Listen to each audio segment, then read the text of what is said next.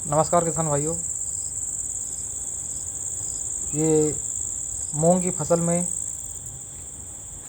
ये जो गाय की गोबर से जो वर्मी कंपोस्ट बनाया गया था उसका उपयोग इसमें किया गया और साथ में पौधों में भी इसका उपयोग किया गया। बहुत ही शानदार रिजल्ट दिखाई दे रहा है। देखिए, इसमें मैं यही बताने की कोशिश कर रहा हूँ पिछले वीडियो में कि जो देसी गाय है उसके गोबर से जो वर्मी कंपोस्ट बनाया जाता है उसका बहुत ही शानदार रिजल्ट होता है फसलों में, पेड़ों में। और प्राकृतिक खेती करने के लिए देसी गाय का होना बहुत ज़रूरी है। उसके गोबर में जो तत्व पाए जाते हैं, ये देखिए, देसी गाय पाली गई है और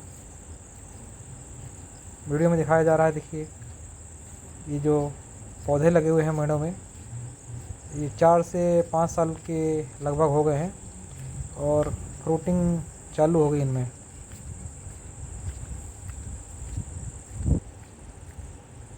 बहुत ही अच्छा इफ़ेक्ट होता है देसी खाद का। ये अनार में देखिए फ्रूटिंग आ गई है बहुत ही कम समय में। बरसात का सीज़न चालू है। ये देखिए, हरियाली दिख से ही समझ में आ रहा है कि इनमें बरसात का पानी लग चुका है एक बार। खेतों में जो खरपतवार थी उसको ट्रैक्टर के थ्रू जुताई करके उसको मिक्स करा दिया गया है इस खेतों में। और आप देख रहे हैं, देखिए, सिर्फ मेड़ों में ही पौधे लगाए गए हैं। पिछली वीडियो में भी यही बताया गया था कि मेड़ों में ही लगाएं और कम छांव वाले पौधे लगाएं। ये देखिए, आंवले के पेड़ लगे हुए हैं देखिए, और कम से कम 10 फीट की दूरी पे लगाएं जिससे उनका ग्रोथ अच्छी हो सके। आप जानते हैं कि बरसात के मौसम में धान की फसल की रोपाई लगाई जाती है। 2 खेतों में धान की जो पैदावार है 120 दिन से लेकर 150 दिनों की, उसकी रोपाई की जा रही है। देखिए, सीड्स डाल दिए गए हैं और इनका जर्मिनेशन चालू है। इसी में हम वर्मी कंपोस्ट का उपयोग करेंगे जो देसी गाय के गोबर से बनाया गया है। पहले भी हमने कई वीडियो में दिखाया आपको कि वर्मी कंपोस्ट कैसे बनाया जाता है।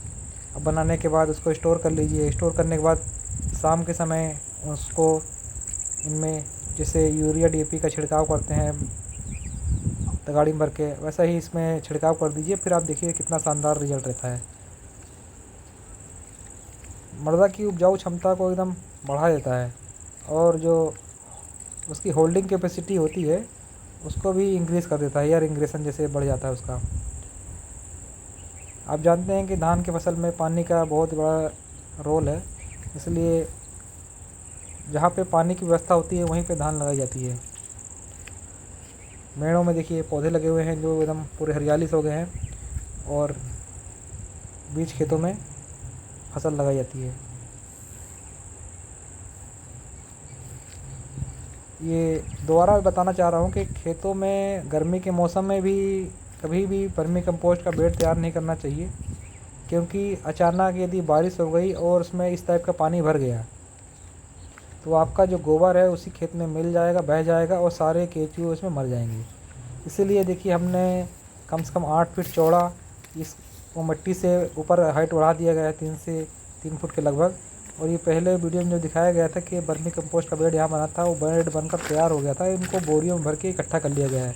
अब इन्हीं वर्मी कंपोस्ट का उपयोग करेंगे। इस जो धान लगाई गई है, 2 बेड थे देखिए, दोनों तैयार हो चुके हैं। इनकी खाद लगभग निकाल ली गई है और केचुए शिफ्ट करने का प्लान है। ये सृष्टि ऑर्गेनिक फार्म का ये ऑफिस है जो अभी डेवलपमेंट स्टेज में चल रहा है। आने वाले कुछ समय में आपको दिखाएंगे कि ये जब पूरा डेवलप हो जाएगा और प्राकृतिक खेती सभी संसाधन जैसे इसमें उपयोग होते हैं, जीवामृत, निमास, ये जो भी कीटनाशक बनाएंगे उसकी भी जानकारी आने वाले आपको वीडियो में हम दिखाएंगे। प्राकृतिक खेती से ही स्वास्थ्य में सुधार हो सकता है। ये सभी किसान भाइयों को पता है, मगर प्रोडक्शन ज़्यादा लेने के चक्कर में केमिकल्स और फर्टिलाइज़र का उपयोग किसान भाई करते हैं।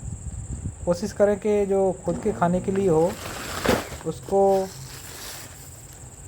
पहले कम एरिया में उपयोग करें, फिर यदि लगता है कि प्रोडक्शन बढ़िया है तो फिर बाकी एरिया में भी। ये देखिए वर्मी कंपोस्ट जो उस बेड से निकाला गया है, इसको इकट्ठा कर लिया गया है छांव में। बहुत ही शानदार तरीके से देखिए दिखाई दे रहा है आपको। और इसका उपयोग करेंगे अब हम शाम के समय उपयोग करना चाहिए, जिससे ज़्यादा समय मिल सके उसको ठंडी जगह पे अपना इफेक्ट दिखाने के लिए। पराली को बरसात के मौसम में सड़ाया जा रहा है।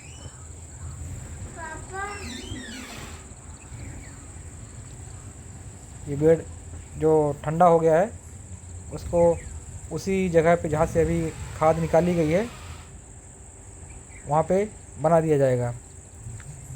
सारी जानकारी किसान भाइयों को निःशुल्क उपलब्ध कराई जाती है। कोई भी जानकारी प्राप्त करने के लिए नीचे कमेंट बॉक्स में कमेंट कर सकते हैं। धन्यवाद किसान भाइयों।